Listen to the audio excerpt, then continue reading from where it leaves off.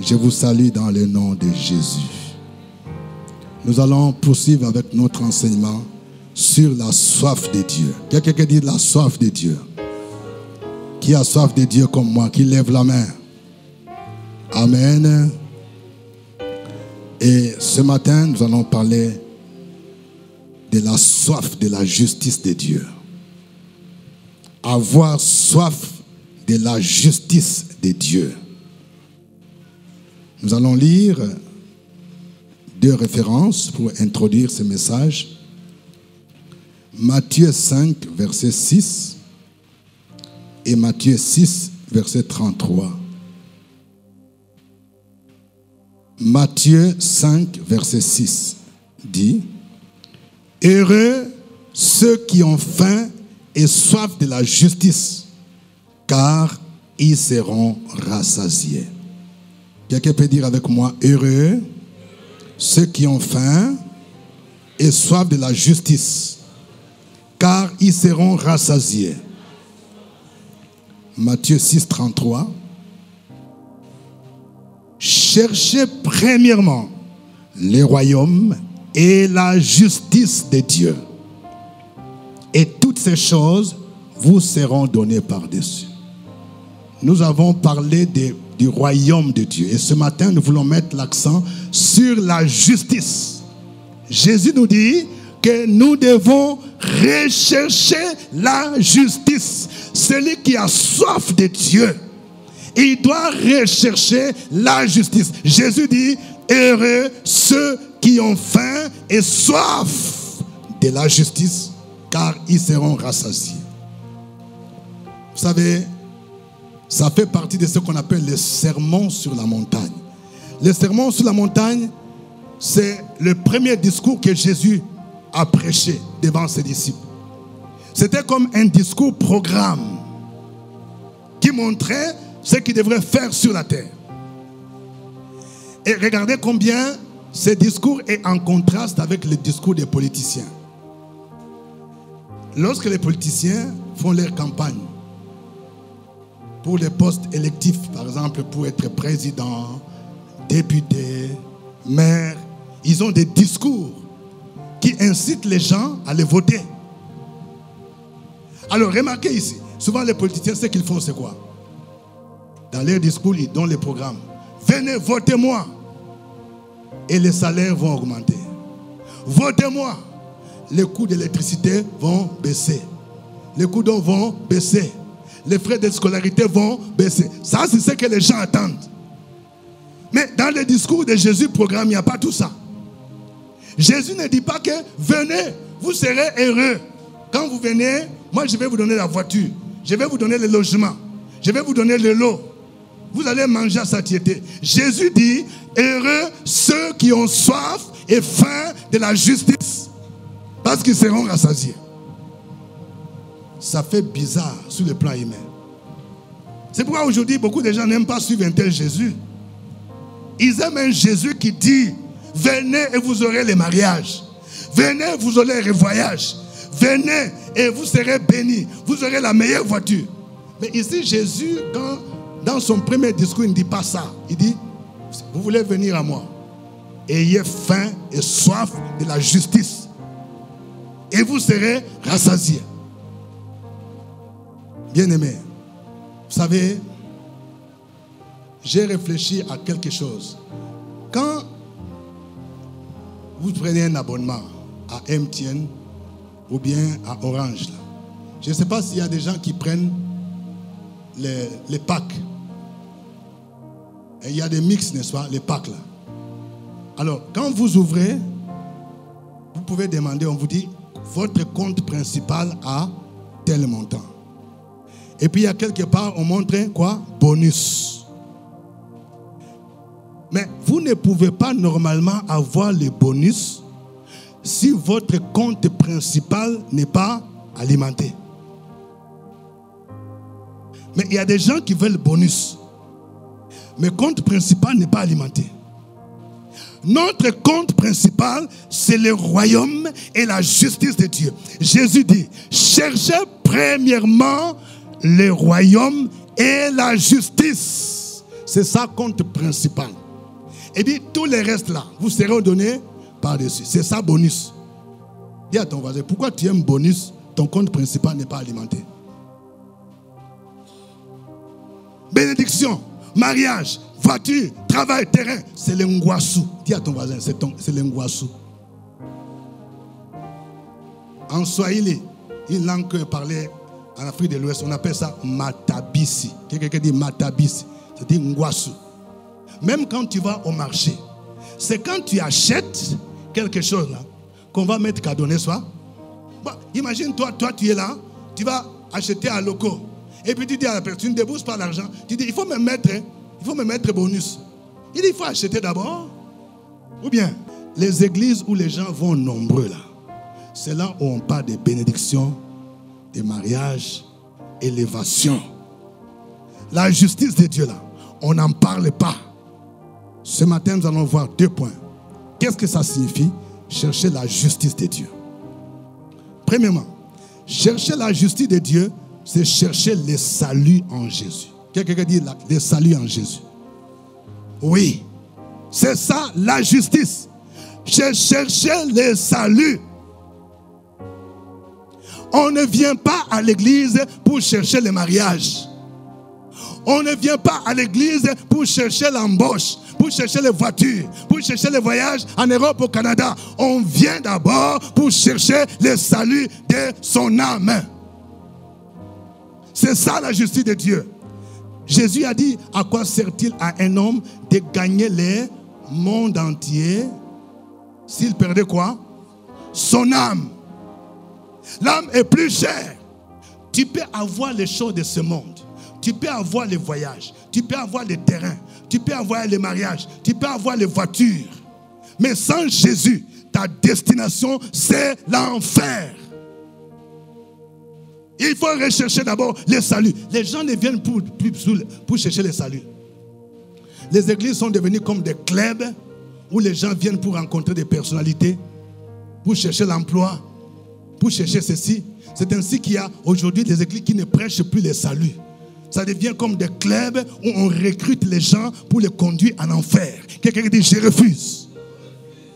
Cherchez premièrement la justice de Dieu, c'est-à-dire le salut de l'âme. Et c'est en croyant en Jésus que nous sommes sauvés. La Bible dit quoi? La Bible dit dans Romains chapitre 3, les versets 21 à 23. Romains 3, 21 à 23. Mais maintenant, sans la loi, est manifestée la justice de Dieu, à laquelle rendent témoignage la loi et les prophètes. Justice de Dieu par la foi en Jésus-Christ, pour tous ceux qui croient. Il n'y a point de distinction, car tous ont péché et sont privés de la gloire de Dieu. Vous voyez? Ce texte dit que la justice de Dieu, elle est manifestée par la foi en Jésus. C'est-à-dire pour que Dieu te justifie, pour que Dieu te déclare juste, pour que tu sois sauvé, pour que tu ailles au ciel, il faut que tu crois en Jésus comme ton Seigneur et ton Sauveur. C'est ça, rechercher la justice de Dieu. Rechercher le salut. Nous venons donc à Jésus, non pour les bénédictions matérielles. Nous connaissons l'histoire des Zachée. Zachée était le chef des publicains. C'est l'équivalent aujourd'hui des DG des impôts. Nous savons combien beaucoup de gens, ils aspirent à travailler dans des régies financières. Il y a quelqu'un qui me disait, papa, il faut prier. Je suis fatigué. Avec mon grade là, à droit, je vais régie financière. C'est là où il y a vraiment des grosses primes. Trésor, impôts. Zachée était le DG des impôts à l'époque. C'est-à-dire qu'il avait des maisons, des comptes bancaires. Il pouvait prendre autant de femmes.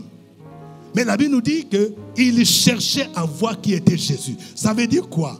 Il a ressenti un vide sans lequel, sans Jésus, ce vide, rien ne peut combler. Ni l'argent, ni les voyages, ni les femmes, ni les voitures, ni les comptes bancaires. Il y a un physicien, il y a un scientifique, Pascal, qui a dit, il y a dans le cœur de l'homme un vide qui ne peut être comblé que par le Créateur manifesté en Jésus. Ce vide-là ne peut pas être comblé par le mariage, par le voyage. Il y a beaucoup de gens qui aspirent à aller en France, aller en Suisse. La première fois que Dieu m'a fait la grâce de fouler la Suisse, dans les années 97, quand je suis rentré, mon mécanicien m'a demandé, hé, les boss, je ne te voyais pas, hein, j'ai vu à peu près 3 semaines là. J'ai dit, je suis parti en Suisse, dans une ville qu'on appelle Lausanne. Il dit, oh, tes pieds voient la Suisse comme ça. Et puis tu retournes encore en Afrique. Moi, je vois la Suisse comme ça. Et puis retourner encore. La Suisse n'est pas le ciel. Dis à ton voisin, la Suisse n'est pas le ciel. La France n'est pas le ciel. Zachée avait tout ça. Mais la Bible nous dit, il cherchait à voir qui était Jésus. C'est-à-dire, j'ai des maisons, j'ai des richesses, mais il me manque quelque chose. Il était court de taille. La Bible nous dit qu'il a couru parce qu'il y avait la foule. Il cherchait à les rencontrer. Voilà quelqu'un qui cherche la justice de Dieu. Et il est monté sur un sycomore. Et quand Jésus est arrivé là, il voit Zachée. Il voit sa détermination que ce monsieur-là, malgré tout ce qu'il a, il sent le besoin de me rencontrer. Il a dit, Zachée, hâte-toi de descendre parce qu'il faut que je mange chez toi. Il y a quelqu'un qui a dit que la religion est l'opium du peuple. On pense que pour suivre Jésus, il faut être pauvre. Il faut habiter dans les bicoques. C'est faux et archi faux. Quelqu'un dit c'est faux et archi faux. Regardez combien de nombre de gens qui se suicident en Europe. Si l'Europe était le paradis, les gens n'allaient plus se suicider. Parce que ce vide ne peut pas être comblé par un voyage à Washington, par un voyage à Rome, par un voyage à New Delhi, ou à Paris, ou à Francfort. Non. Seul Jésus peut sauver. C'est pourquoi il faut chercher le salut. Chercher premièrement la justice de Dieu, c'est chercher le salut de notre âme. La Bible nous montre que toute l'humanité est pécheresse. Romains 3, 23 dit, car tous ont péché et sont privés de la gloire de Dieu. Depuis Adam, quand Adam a péché, tout le monde, nous avons péché en Adam. Et tant que je ne me tourne pas vers Jésus, je ne suis pas juste. Il faut croire en Jésus. La Bible nous dit dans Romains 10, verset 9, Romains 10, verset 9, si tu confesses de ta bouche le Seigneur Jésus, et si tu crois dans ton cœur que Dieu l'a ressuscité des morts, tu seras sauvé. Vous entendez? Quelqu'un dise Romains 10, verset 9. Si tu confesses de ta bouche le Seigneur Jésus, et si tu crois dans ton cœur que Dieu l'a ressuscité des morts, tu seras sauvé. Vous voyez, ce passage nous montre 2 éléments importants. On ne fait pas attention à ça. Pour être sauvé. 1, confesser de sa bouche Jésus comme Seigneur. Ça veut dire que quand moi j'accepte Jésus, j'ai dit, je veux que tu sois mon Seigneur. C'est-à-dire c'est lui qui doit tout contrôler. Mais il y a des gens, tu dis Seigneur Jésus. Mais il y a une contradiction entre ce que tu dis et ce que tu crois. Vous voyez, il y a d'abord confesser de sa bouche Jésus comme Seigneur et croire dans ton cœur que Dieu l'a ressuscité. Si ces 2 conditions sont réunies, tu seras sauvé. Alors réfléchissons un peu. Si moi je confesse de ma bouche, Jésus, tu es mon Seigneur. Mais entre-temps, j'ai encore ce qu'on appelle en Afrique des médicaments, des fétiches, pour me protéger. J'ai des canaries en bas de mon lit. On dit c'est pour me protéger contre les sorciers. Ça veut dire que tu n'as rien compris. Ça veut dire que Jésus n'est pas ton Seigneur. Tu dis de la bouche, mais dans la pratique, tu fais autre chose. Si je confesse Jésus comme Seigneur, je ne peux plus pratiquer la sorcellerie. Si je pratique la sorcellerie, ça veut dire que j'ai un autre maître, c'est Satan. Je ne peux pas confesser Jésus comme Seigneur et on trouve mon nom dans une loge mystique. Je suis membre là-bas, où j'envoie des cotisations quelque part en France ou aux États-Unis. Où je suis dans un réseau où les gens, garçons, commencent à ressembler comme femmes. C'est que je n'ai rien compris. Et il y a beaucoup de gens qui viennent dans nos églises. Ils disent, Seigneur Jésus, Seigneur, est-ce que Jésus est ton Seigneur? Tu iras en enfer. Parce que ce passage dit, si tu confesses de ta bouche Jésus comme Seigneur, et si tu crois en ton cœur, croire, ça doit refléter une réalité, tu seras sauvé. Combien sont ceux qui cherchent le salut? Combien sont ceux qui viennent à l'église pour chercher le salut?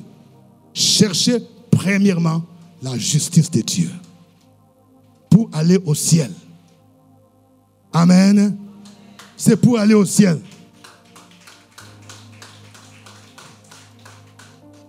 Regardez comment beaucoup de gens se préoccupent.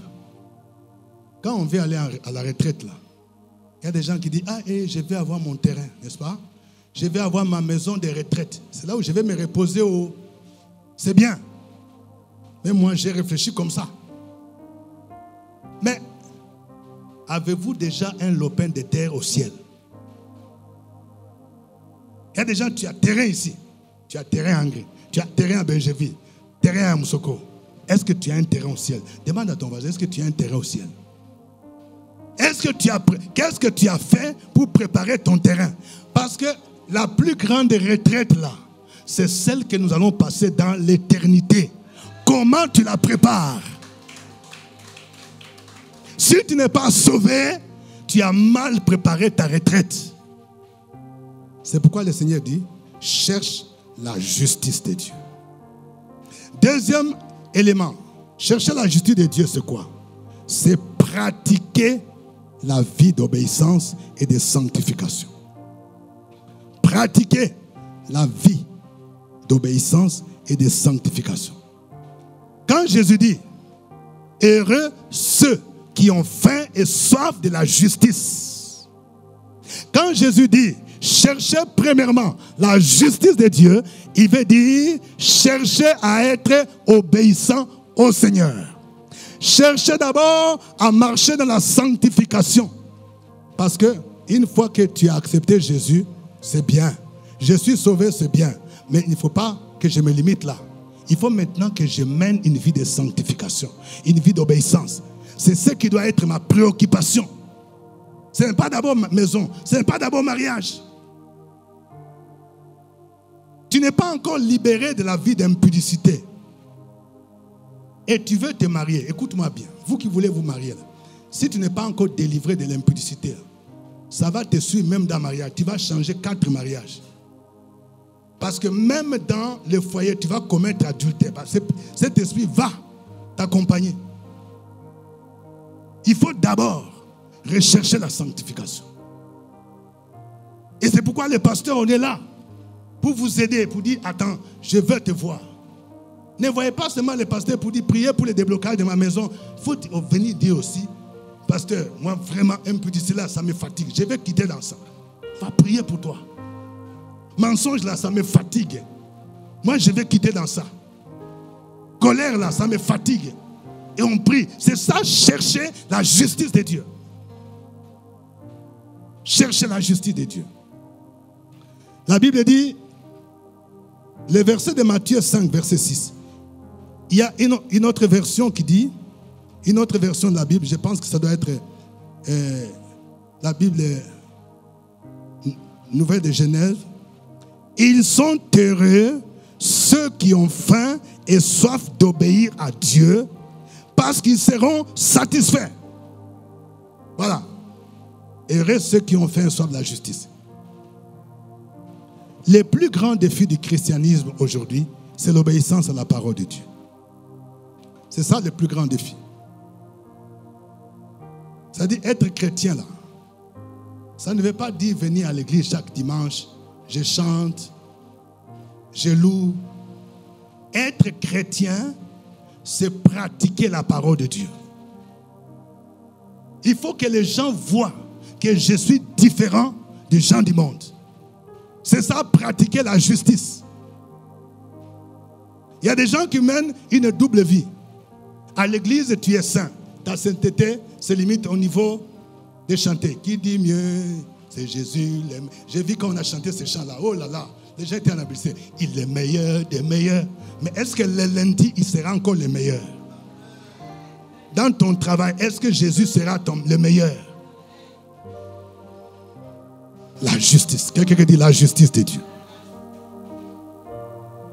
Aujourd'hui, il y a des péchés que les gens considèrent comme des péchés mignons. C'est-à-dire, on pêche facilement, quoi.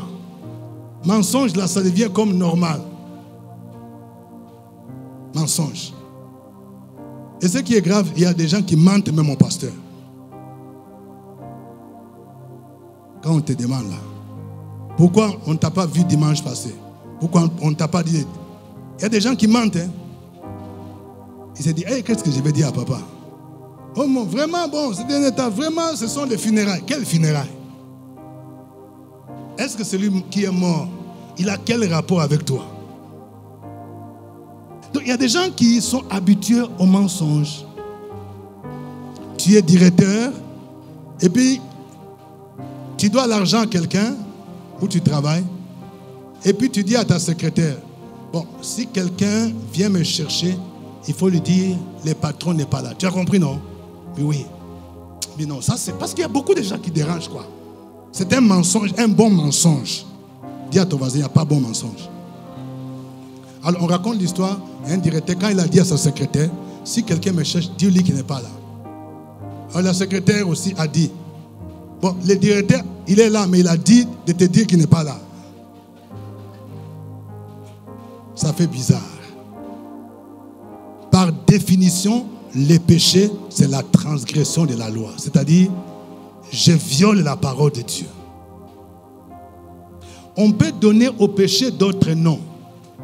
Nous sommes dans une société où on essaie un peu d'atténuer la couleur du péché. Par exemple, la corruption. En Côte d'Ivoire, souvent quand on dit, un jour quelqu'un me disait, il faut les gérer. Le directeur, il faut les gérer. Gérer comment? Tu ne comprends pas, il faut gérer. Demande à ton voisin, gérer comment? Donc vous voyez, quand tu dis gérer là, ça semble être bien, hein? Il faut les gérer. Les policiers t'arrêtent. Hein?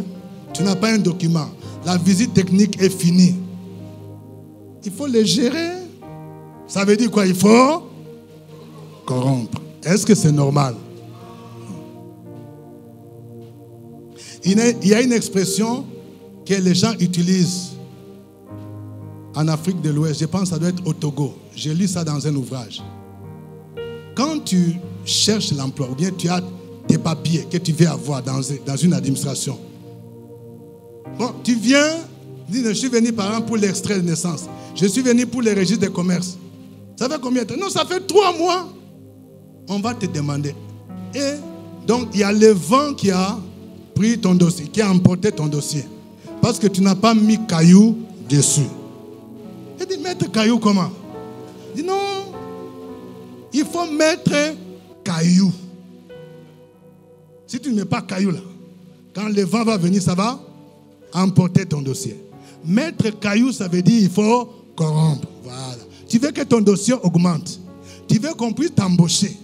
Tu veux qu'on puisse signer ton contrat à durée indéterminée. Mais caillou. Quelqu'un qui dit ce n'est pas normal.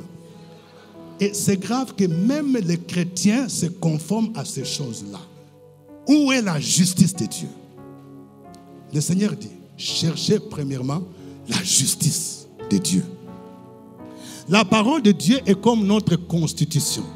La constitution, c'est la loi fondamentale du pays. Vous voyez combien dans tous nos pays, les gens se conforment à la constitution. On dit, il faut respecter la constitution. Tel a violé la constitution. Les débats qu'il y a au Sénégal aujourd'hui, nous avons appris ce que la Cour constitutionnelle a fait. Parce que tout le monde respecte. Et j'ai aimé. Parce qu'on dit que le président dit, je respecte la Constitution. Si nous respectons la Constitution, respectons aussi la Bible. C'est notre Constitution. Dis à ton voisin, respecte la Bible. C'est elle la Constitution, la loi fondamentale. Toutes les autres lois se greffent à la Constitution. Vous voyez, il y a les lois de ce monde. Il y a les lois de ta famille, de ton ethnie, qui peuvent dire le contraire. Si ça contredit notre Constitution qui est la Bible, donc je ne dois pas suivre. Je ne dois pas suivre. Rechercher la justice de Dieu, c'est obéir au Seigneur. La Bible dit dans Romains chapitre 6, verset 18. Romains 6, 18. Ayant été affranchis du péché, vous êtes devenus esclaves de la justice. Pour que tu puisses rechercher la justice de Dieu, tu dois être libéré du péché. C'est pourquoi moi je conseille. Vous savez, il y a beaucoup de gens qui viennent me voir pour que je prie pour la délivrance. La délivrance des esprits mauvais. J'ai fait de mauvais rêves. J'ai fait les femmes de nuit, mari de nuit. Écoutez, vous ne pouvez pas connaître une vraie délivrance si vous ne vivez pas dans la sanctification. Les démons là, on peut les chasser. Si vous ne menez pas une vie de sanctification, il va revenir. Je me souviens dans les années 80, j'avais prié pour quelqu'un. C'est une jeune fille. Elle avait un esprit mauvais qui l'a fatigué. C'était un esprit de mort. Quand j'ai chassé l'esprit là, il m'a dit, je pars, mais je te dis, je vais revenir. Je sais où je l'ai. Il dit, je vais revenir. Et effectivement, la jeune fille avait un copain là. Il vient, pasteur, prie pour moi, on chasse des démons. Le samedi, ils s'en vont encore quelque part dans la chambre. Et dès qu'ils se sont unis sexuellement, le démon est rentré. Et les mêmes symptômes pour lesquels j'ai prié sont revenus. Il avait des maux de tête, maux de dos, maux de ceci, cela.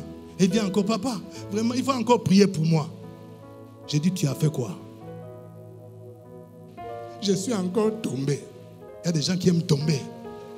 Donc tu te relèves. Un tombeur éternel. Je me relève. Je suis encore tombé. Il te relève. Je suis encore tombé. Vous vous amusez du Seigneur, quoi. Si tu aimes tomber, aime les démons aussi. Les démons sont rentrés. C'est pourquoi, pour avoir une vraie délivrance, suis la parole de Dieu. Suis Jésus, marche dans la sanctification, et quand on prie pour toi, les démons vont partir, ils ne vont pas revenir. Le pasteur n'est pas un marabout. Où tu viens, il faut prier pour moi, on déclenche, pam, prière, pour que tu trouves travail. Oh, vraiment. On a prié, tu as trouvé travail, et tu te retrouves au travail. Tu ne donnes même pas les offrandes, tu ne donnes même pas dîme, et tu commences à sortir avec jeunes filles, garçons. C'est comme ça que tu récompenses Dieu? Quelqu'un qui dit, ce n'est pas normal. Ce n'est pas ça, rechercher la justice de Dieu. Et j'aimerais vous dire que quand vous cherchez à obéir à Dieu, vous serez persécutés. Ce n'est pas facile. Nous sommes dans une société où les gens appellent le mal bien, le bien mal. Si par exemple tu travailles quelque part et que tu as trouvé un système de corruption où toi tu ne veux pas te conformer là, on va bloquer ton dossier. On va te dire, toi tu veux te faire voir pour qui? Tu seras persécuté, mais Jésus va te délivrer. La Bible dit, le malheur atteint souvent les justes, mais l'Éternel en délivre toujours. Les trois amis de Daniel, Shadrach, Meshach, Abednego, ont été persécutés pour la justice. Jésus a dit, heureux serez-vous quand vous serez persécutés pour la justice, car le royaume de Dieu est pour vous. Ils ont refusé de se prosterner devant la statue de Nebuchadnezzar. Si tu es une jeune dame, ton patron te harcèle, il dit, je vais sortir avec toi. Tu dis, mon corps est le temple du Saint-Esprit. Il te dit, on va voir. Il y a quelqu'un qui me disait, hé papa, c'est dur, hein. Moi, je garde le même poste là. Ma stagiaire là, que moi, je lui ai montré du travail là. Elle est devenue mon supérieur. Parce que elle a payé la douane. Toi, on te persécute. Mais si c'est à cause de Jésus, le Seigneur va te récompenser. Shadrach, Meshach, Abednego, ils ont dit, nous on ne va pas se prosterner devant la statue de Nebuchadnezzar. Parce que Dieu interdit ça. On les a jetés dans la fournaise ardente. On les a liés. La Bible dit, ils ont été liés, jetés dans la fournaise. Ils étaient 3. Le roi Nebuchadnezzar a attendu 15 minutes, 20 minutes, 30 minutes. Il regarde au milieu, il s'étonne. Il dit, n'avons-nous pas jeté 3 hommes qui étaient liés? Mais d'où vient que je vois? Il y a maintenant 4 hommes. Et je vois le visage de la 4e personne ressemble à celle des fils de Dieu. C'est Jésus qui est là. Même quand tu passes par la vallée de l'ombre et de la mort, il sera avec toi. Je vais parler aux hommes politiques. Oui, on peut faire la politique sans se compromettre. On peut faire la politique et demeurer juste. On peut faire la politique sans tuer les autres, sans tuer l'opposant. On peut faire la politique en étant juste, en reflétant les valeurs du royaume. Daniel a fait la politique. Il était premier ministre.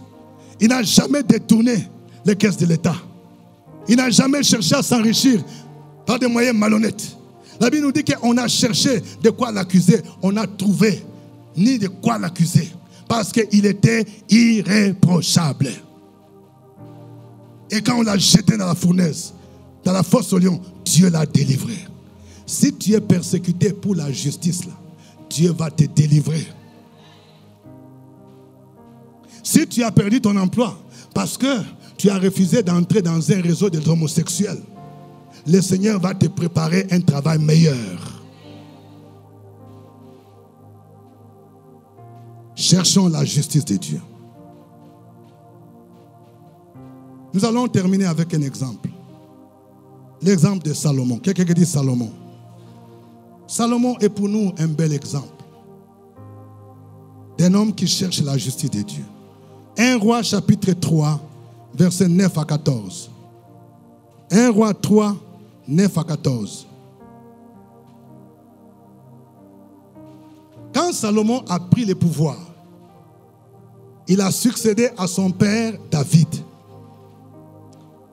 Alors, vous voyez, quand quelqu'un prend le pouvoir, il y a une vision. Dieu lui apparaît et lui demande, Salomon, demande ce que tu veux. Demande ce que tu veux. Écoutez la prière de Salomon. Accorde donc à ton serviteur un cœur intelligent pour juger ton peuple, pour discerner le bien du mal. Car qui pourrait juger ton peuple, ce peuple si nombreux? Cette demande de Salomon plut au Seigneur. Amen. Vous entendez? Je m'arrête là. C'est que Salomon a demandé. Il dit, accorde-moi l'intelligence pour juger ton peuple. C'est-à-dire, il a recherché la justice de Dieu. Il voulait que son royaume soit ce qu'on appelle un pays de droit. C'est-à-dire, on respecte. Il n'y a pas de favoritisme. Il dit, c'est ce que moi je demande. Alors, Dieu dit, mais ça c'est formidable ça. Pourquoi cette demande a plu à Salomon? Si c'était aujourd'hui là, même ici, si Jésus vient physiquement, ok, que chacun me demande quelque chose, tu veux quoi? Il y a quelqu'un qui dit, maison à Cocody. Visa au Canada. Salomon n'a pas demandé ça. Il dit, accorde-moi l'intelligence pour juger ton peuple avec justice. Point barre. Maintenant, écoutez la réponse de Dieu. Dieu dit ceci, au verset 11. Puisque c'est là ce que tu demandes, puisque tu ne demandes pour toi ni une longue vie. Ça veut dire que Dieu s'attendait comme les autres là. Une longue vie, ça veut dire un pouvoir qui s'éternise. Si c'était aujourd'hui, quelqu'un allait dire, je vais 3e, 4e, 5e, 6e mandat. Je vais rester longtemps, jusqu'à 120 ans. Dieu dit, puisque tu n'as pas demandé que tu aies plusieurs mandats. Il a dit encore quoi? Parce que tu n'as pas demandé les richesses, Généralement, quand quelqu'un prend le pouvoir, c'est ça. Il doit avoir immeuble en Afrique, immeuble à Paris, immeuble à Londres, immeuble des quartiers tout entiers. Dieu dit, mais attends, tu m'étonnes Salomon, tu n'as pas demandé tout ça? Parce que c'est ce que les gens demandent. Mais toi, tu n'as pas demandé ça. Écoutez encore. Dieu lui dit, tu n'as pas demandé la mort de tes ennemis. Souvent, c'est ce que nos gouvernants font. Hein? Surtout en Afrique. Quand quelqu'un prend le pouvoir, donc tous les opposants, qu'est-ce qu'il faut faire? Il faut les éliminer. Salomon n'a pas demandé que ses ennemis soient éliminés. Et Dieu s'étonne de ce que Salomon n'a pas demandé ça. Parce que c'est ça qui préoccupe les gens. Que les ennemis soient éliminés. Comme ça, moi, je vais rester longtemps. Dieu dit, puisque c'est ce que tu demandes, c'est la justice, je te donne la sagesse. Je te donne l'intelligence. Mais je t'ajoute même bonus. Alléluia. Quelqu'un peut acclamer? Dieu dit, j'ajoute, je te donne même ce que tu n'as pas demandé. Comme tu as cherché d'abord, premièrement, ma justice. Mais j'ajoute les bonus. Je te donne Ngwasu. Je te donne Matabisi. Je te donne les richesses. Je te donne l'argent. Je te donne les maisons. Il n'y a personne qui sera riche comme toi. Quand tu cherches premièrement la justice de Dieu, les choses terrestres là, Dieu ajoute comme bonus.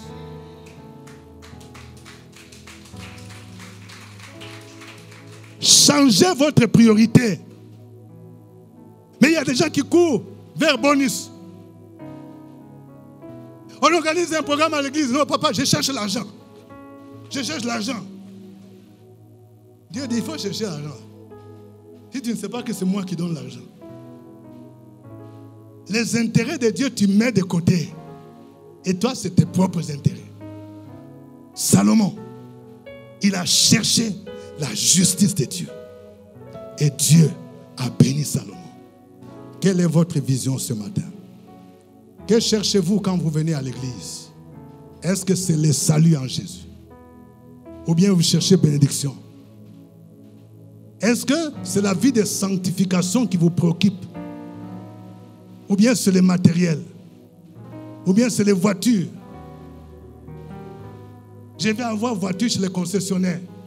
Oui, c'est bien, ce n'est pas mauvais. Mais cherche d'abord le royaume et la justice de Dieu. Et toutes ces autres choses te seront données comme bonus. Que Dieu vous bénisse. On se lève, on va prier le Seigneur.